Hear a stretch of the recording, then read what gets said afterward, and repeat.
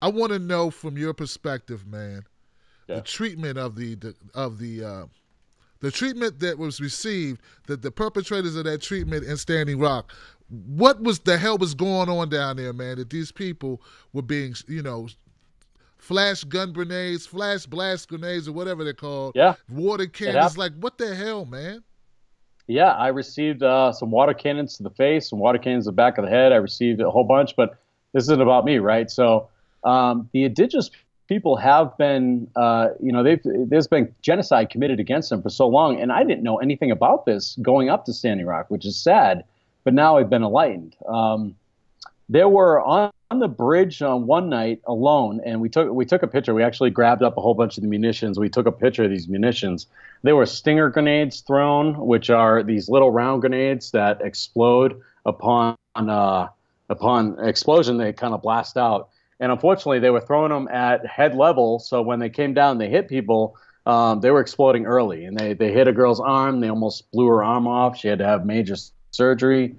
They were shooting rubber bullets. There were snipers. We found out there were snipers up in the hill. We had pictures. We knew they're up there, but now we have actual proof that there were snipers in the hills. When we were at actions, you would see them.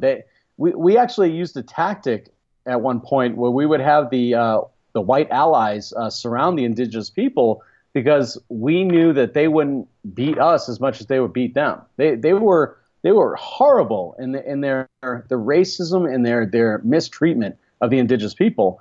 And we talked to the indigenous people there, and they were like, "This is nothing new. This has been going on for a while." And it was sickening. It was sad. And we would talk to them. And you know what? The cops understood it too. So a lot of police officers actually threw down their badges. They were like, "You know what? We can't do this anymore. We came here to protect what we thought were the protesters and the protectors, and what we found out is we were there to abuse them."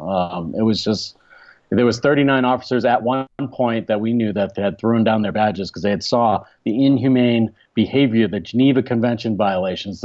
There's so many lawsuits against Morton County, against the other police stations right now, and even one of the guys that was an infiltrator. So he was working for security for DAPL. He went through from the behind our lines up until almost to Morton County's lines in a truck, took out an AR-15 and swung it around people, got detained, got released, and now he's had some substance abuse issues. I mean, these are things that we were dealing with. He was given to the FBI, and the FBI would let him go. It was like, what are you doing? This is nuts.